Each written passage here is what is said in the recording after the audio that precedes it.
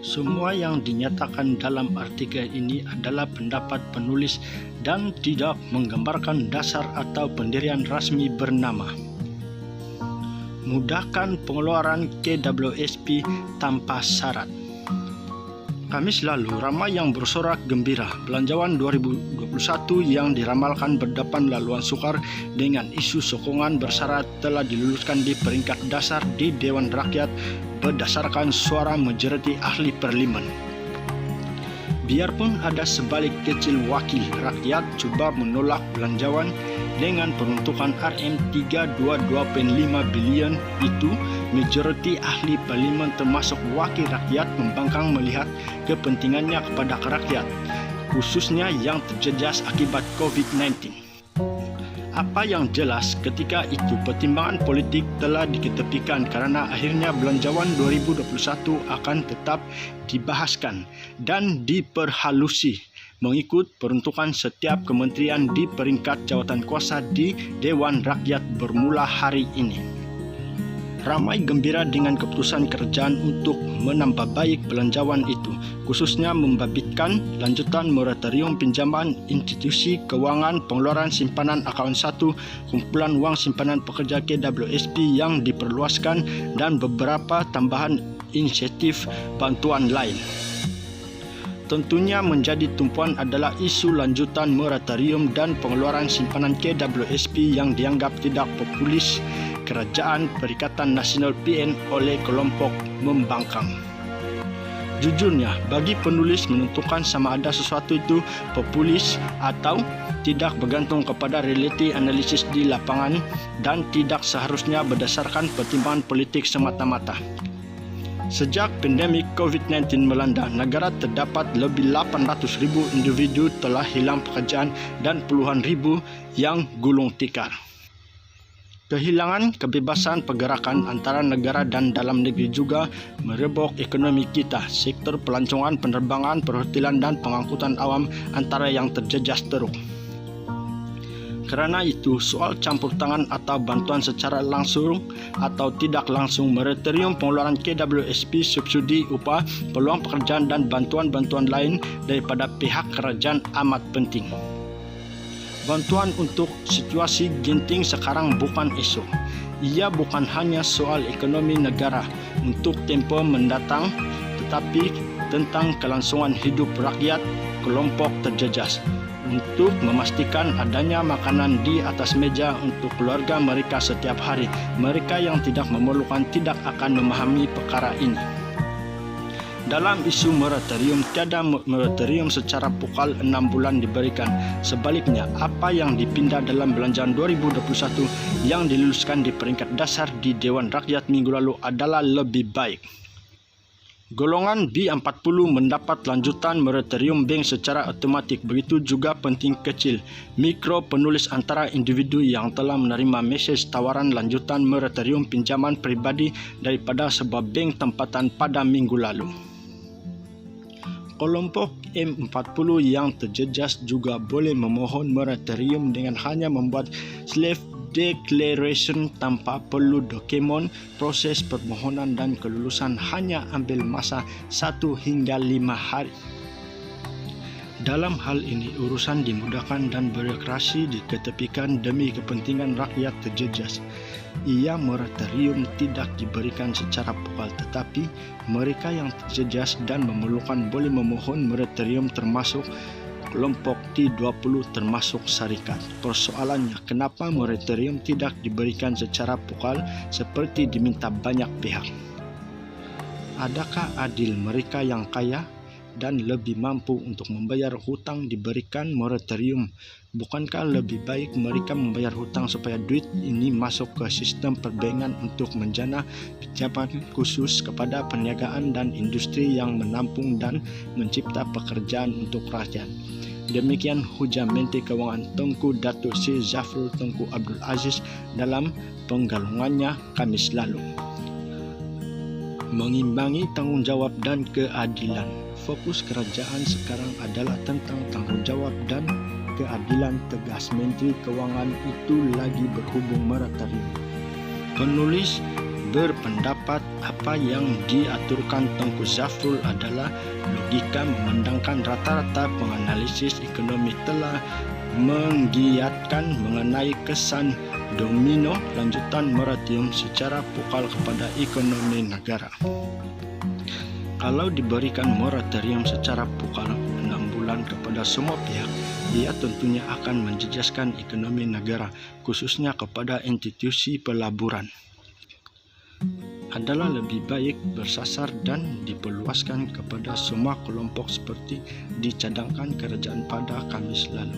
Dengan syarat permohonan adalah mereka yang benar-benar terjejas termasuk kelompok M40 dan T20, kata pakar ekonomi dari Universiti Putra Malaysia Prof. Medi Dr. Ahmad Razman Abdul Latif.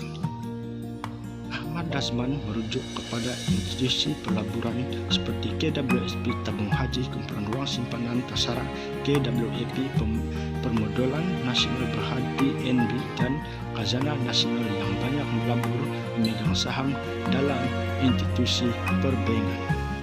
Justru prestasi keuntungan institusi perbankan akan mempengaruhi pemberian hibah atau dividen institusi pelaburan terbabit kepada kelompok yang lebih ramai. Ini adalah penyelesaian menang-menang untuk semua pihak dan tentunya mengambil kira secara pertimbangan antara tanggungjawab dan keadilan yang turut disebut Tengku Zafrul dalam penggulungannya. Hakikatnya fakta bahwa Malaysia menjadi negara pertama di dunia di mana institusi perbankan memberikan moratorium secara otomatik dengan nilai anggaran RM 100 bilion untuk tempoh 6 bulan bermula April 2020 kepada semua peminjam bank tidak seharusnya diketepikan. Kita harus mengakui moratorium secara otomatis selama 6 bulan sejak April lalu selepas penguatkuasaan Perintah Kawalan Pergerakan PKP akibat COVID-19 benar-benar melegakan dan membantu kelompok yang terjejas. 8 juta pencarum layak keluar simpanan akaun 1 KWSP. Perkara kedua yang menggembirakan ramai pihak pada ketika itu, Khamis lalu, adalah mengenai keputusan kerajaan memperluaskan kelayakan pengeluaran simpanan akaun 1 KWSP daripada 2 juta kepada semua 8 juta pencarum KWSP yang terjejas. Tengku Zafrul juga mengumumkan setiap pencarum yang sebelum ini dibenarkan mengeluar sehingga 9,000 kini boleh mengeluarkan sehingga RM 10,000 melalui program iSinar KWSP yang ditambah baik. Setakat ini, perincian bagi program iSinar KWSP yang diperluaskan itu masih belum diperjelaskan. Pada 6 November lalu, ketika Belanjawan 2021 dibentangkan di Dewan Rakyat, KWSP telah membenarkan 600,000 ahli mengeluarkan simpanan akaun 1 mereka sehingga RM 6,000 yang akan dibayar dalam tempoh 12 bulan bersama 500 sebulan. Pun begitu, cadangan itu menimbulkan bantahan ramai pihak yang disuarakan wakil rakyat khususnya daripada Barisan Nasional BN di Dewan Rakyat mengenai impak bantuan itu kepada kelompok memerlukan berbanding bayaran pengeluaran secara sekaligus lumpus. KWSP kemudian memperluaskan skop kelayakan kepada 2 juta ahlinya yang layak di mana ahli yang layak boleh mengeluarkan simpanan antara 9,000 hingga RM 60,000 berdasarkan baki jumlah simpanan akaun 1 KWSP masing-masing. Pun begitu, ahli Parlimen Blok BN dan beberapa wakil rakyat pembangkang meletakkan sokongan bersyarat mengenai lanjutan moratorium dan mengeluarkan KWSP secara sekaligus sehingga RM 10,000 selain mempertikaikan cadangan mewujudkan semua jabatan hal ehwal khas jasa sebagai sokongan bersyarat kepada Belanjawan 2021. Jika diteliti kebenaran pengeluaran simpanan akaun 1 KWSP yang diumumkan Menteri Keuangan pada Khamis lalu tetap bersasar walaupun kelayakan dilaporkan diperluaskan kepada semua pencarum KWSP. Jika sebelum ini syarat pengeluaran iSinar adalah mereka yang hilang kerja, gaji potong atau tiada sumber pendapatan, ia kini diperluaskan kepada mereka yang terjejas pendapatannya akibat pandemik COVID-19. Mengambil kira jawaban Tengku Zafrul pada Kamis lalu di Dewan Rakyat, beliau memaklumkan inisiatif bantuan KWSP itu akan membabitkan peruntukan pengeluaran simpanan keseluruhan sekitar 70 bilion. Dengan andaian bahwa program iSinar diubah kepada setiap pencarum boleh mengeluarkan maksimum Rm10.000 simpanan akaun 1 KWSP, maka secara mudahnya seramai 7 juta pencarum boleh mengeluarkan simpanan mereka. Pengeluaran KWSP seharusnya jalan penyelesaian terakhir. Namun sudah pasti bukan kesemua pencarum akan mengeluarkan simpanan hari tua mereka, karena ia sepatutnya menjadi jalan penyelesaian terakhir bagi mereka yang benar-benar terjejas dari segi keuangan ketika ini. Pun begitu, kini timbul desa-desu di media sosial bahwa pengumuman kerajaan itu seolah-olah membodohkan dan mengelirukan rakyat apabila syarat tetap dikenakan kepada kesemua 8 juta pencarum yang dikatakan layak memohon itu sentimen majoriti rakyat kecuali golongan mampu dan tidak terjejas ialah kalau kesemuanya layak, kenapa perlu diletakkan syarat lagi? Melihat kepada hujah Menteri Keuangan di Dewan Rakyat minggu lalu, adalah jelas KWSP telah membuat kajian analisis sebelum pengumuman mengenai penambahan program iSinar membabitkan peruntukan Rm70 bilion itu dibuat. Difahamkan jumlah aset di bawah pengeluaran KWSP kini adalah sekitar 960 bilion. Ini tidak akan jejas pulangan dividen kepada KWSP. Demikian tegas Tengku Zafrul ketika ditanya ahli Parlimen Pembangkang di Dewan Rakyat mengenai risiko keputusan kerajaan kepada pengurusan dan persaraan itu. Apa yang pasti ramai yang berharap pengeluaran simpanan akaun 1 KWSP dipermudahkan bagi mereka yang memerlukan tanpa syarat ketat. Definisi individu atau kelompok terjejas itu harus diubah melibatkan kelompok memerlukan. Akhirnya, ia adalah mengenai pilihan yang tidak menggunakan peruntukan keuangan kerajaan dan tidak mengambil hak individu lain. Tentunya situasi genting di sebalik pandemik COVID-19 yang telah membunuh seramai 1,4 juta manusia di seluruh dunia ketika ini memerlukan langkah penyelesaian yang bukan kebiasaan.